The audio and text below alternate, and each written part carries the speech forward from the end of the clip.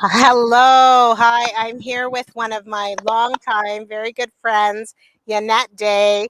Thank you for joining me, Yonnette. And I did this on such short notice, and you just were willing. So, venturing into this space and being interested in succession planning and leadership, this is so timely because I am so proud of you. So, Yonnette, please tell me what new position you just entered into this week. Thank you so much for this opportunity, Dee. I just am so amazed that you're doing this work. I entered into an interim superintendent role for the Peel District School Board just, 3 days ago. Really exciting and long overdue, if I'm honest. Excellent. And let's tell me a little bit about your journey in education. What made you go into education and what made you go into educational leadership specifically? Great question. So, when I got into teaching, I didn't want to become a teacher. It really was on the ask of my roommate at York University back in the day, and she insisted that I go into this information session for teachers, and I had no interest in being a teacher, but I decided to go upon her repeated insistence. Got into York University, and actually loved teaching. It satisfied the need for me to work in psychology because that's what I wanted to do. I wanted to be a psychologist, and so I got into teaching. I loved it, but within 5 years, I was at my ceiling. I felt that I had accomplished what I needed. Then I moved to a great school where we met, and that school had this cadre of amazing educators who were really committed to the job and wanted to see children thrive and really make a difference in neighborhoods that are quite challenging, but we were up for the task. I mean, we were the generation, the fight the power generation, I like to say. And then, so once I hit that experience, I stayed a little bit longer, but I still was nagging, feeling that there was something else I wanted to do. And it really was leadership. And my mentor to this day really insisted that I pursue leadership and thought that, there's really nothing that people that I was looking up to had that I didn't have or that I couldn't learn. So I went into administration and found myself there for a number of years. And while I loved being an administrator, I found that I really enjoyed the role of principal even more than I anticipated. I love seeing children making a difference, and I felt that that's really where the tire hit the road in education. Mhm. My job was to ensure outcomes for kids was optimal and what was expected by our system. So yeah, so that's kind of my journey of leadership.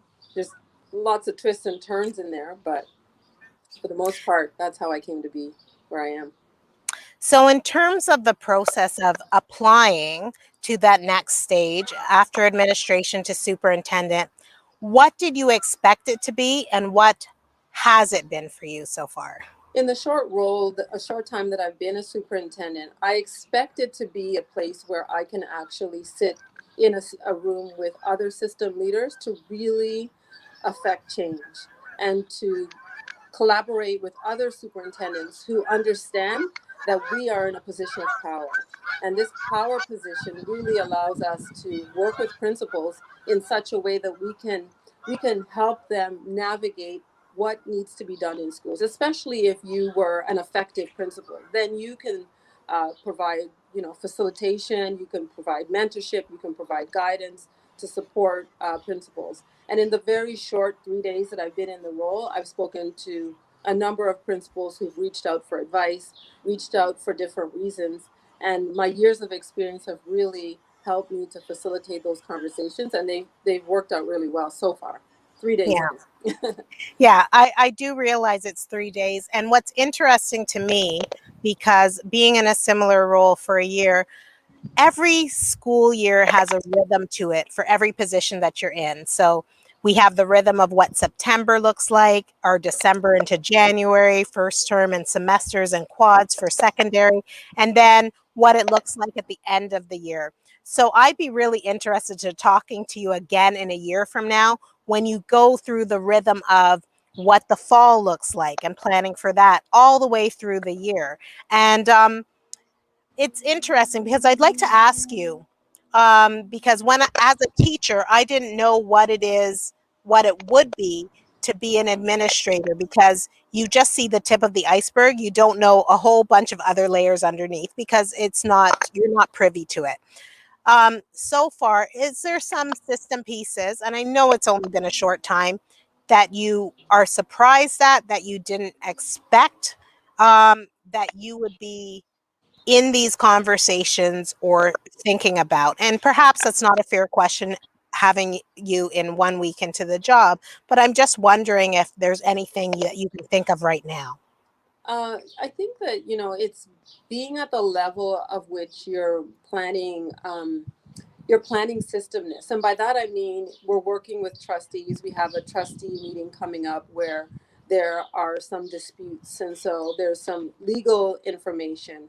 And that's going to be my second involvement with a sort of a legal, in a legal space. Because last week I had an investigation that was going on and I had to be present for that.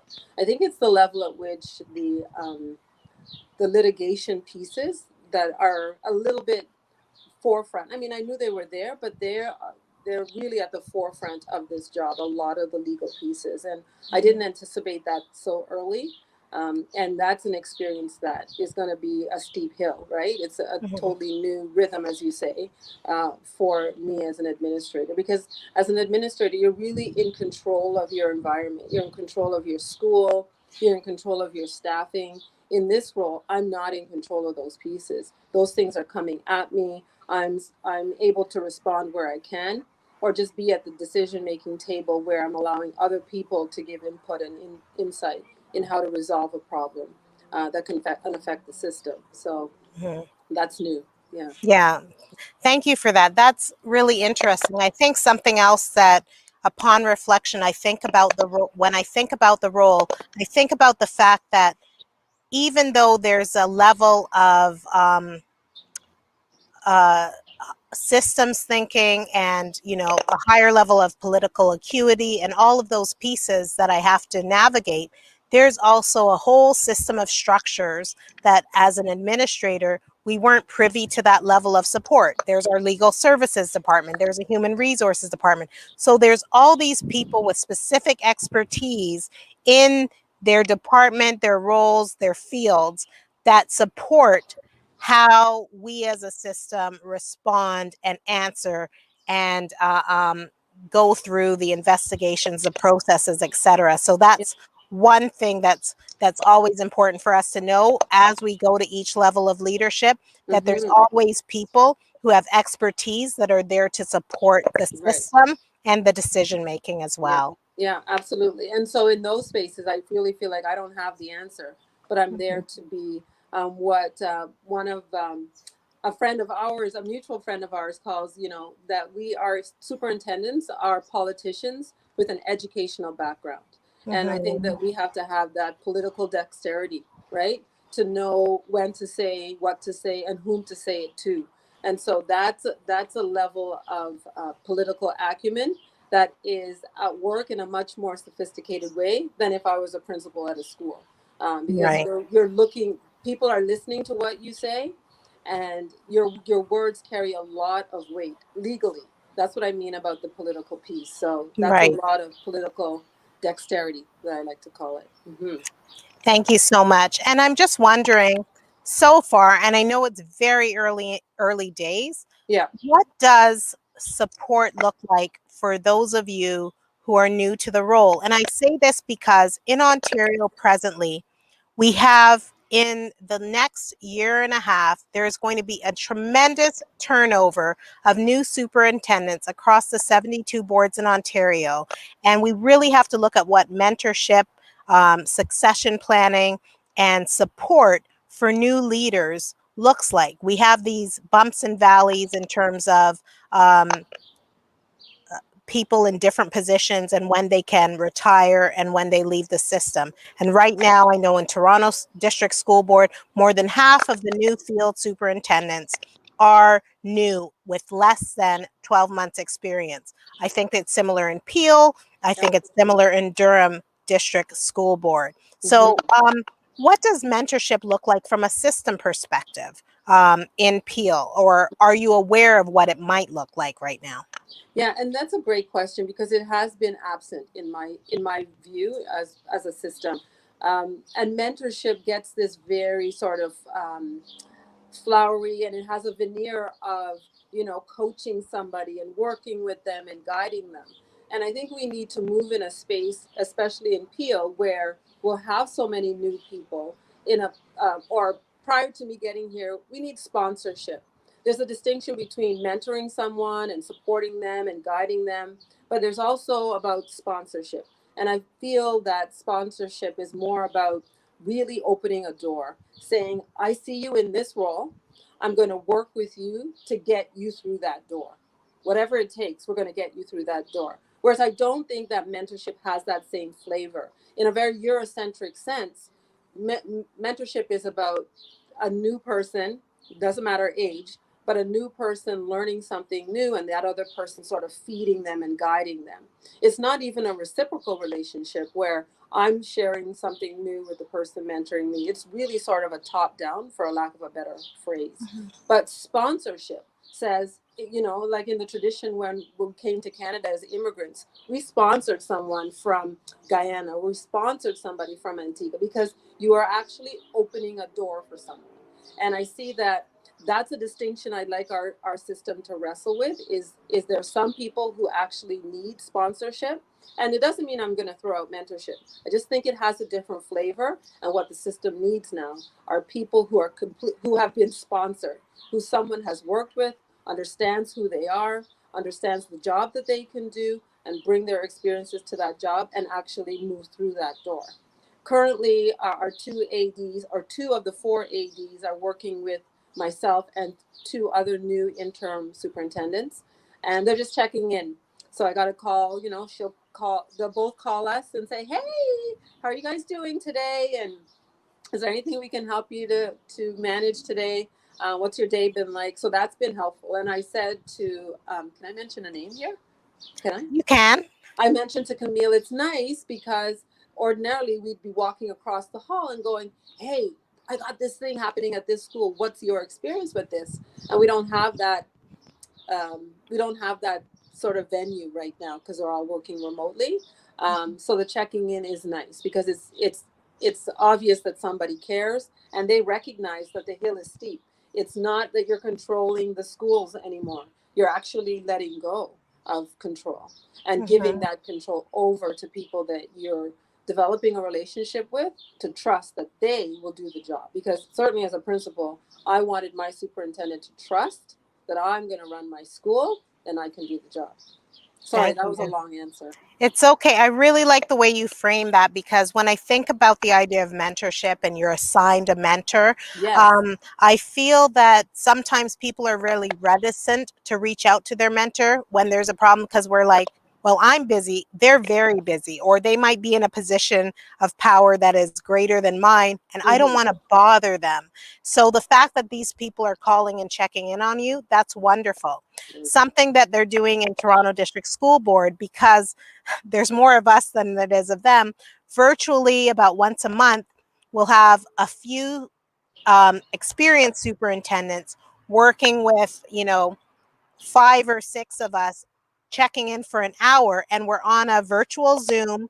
So although there's more of us than there is of them, there is no agenda. The conversation is free flowing. And then there's also a professional learning piece once a month, on a Friday morning, where the new superintendents have a very explicit 1 hour learning piece, which has been very helpful. So to be creative when the people that are new to the system outnumber the people that are experienced, that's a creative way and a creative space to check in, because we can't do one-to-one mentorship or sponsorship when there are over 50% of the people who are new to the role. Yeah. And you feel some collegiality.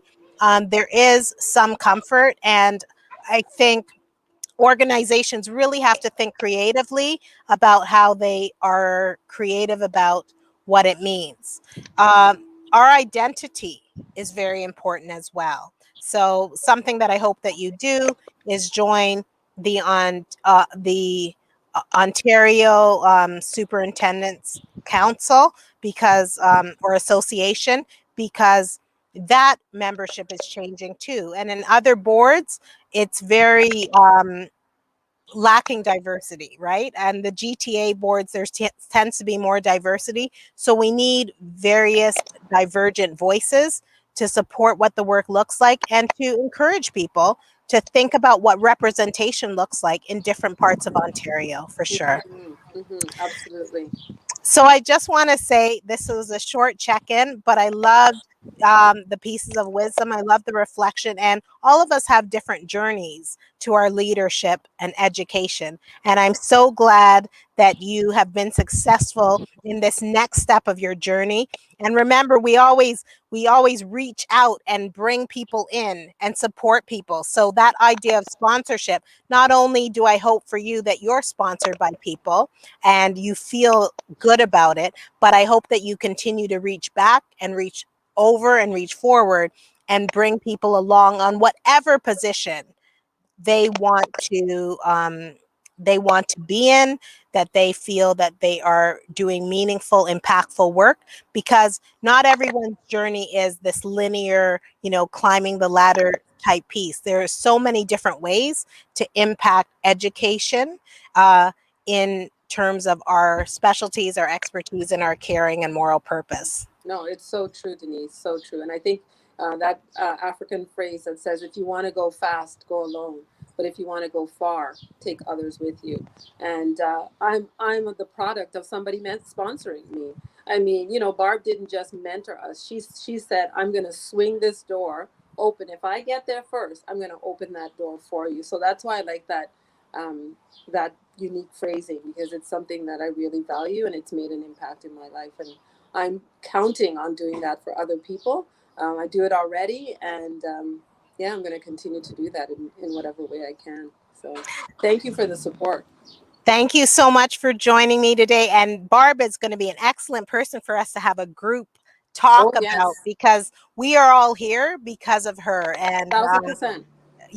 and she encouraged us to accept support and help other people. And that's what each of our positions have been throughout the 20 plus years we've known each other. Absolutely. And really, we wouldn't, that's her only ask, is that we do it for someone else. What she's done for us, reach back and bring somebody forward. We don't want, I always say to people, I don't want to be the magical black person in the room, because the one special black person in the room means that something is not right. Right? You've got to have representation and more than one of us at the table. Thank you so much. You have a great evening. So happy you joined me. Okay. Thanks. Right. Have a great evening. Bye. Bye.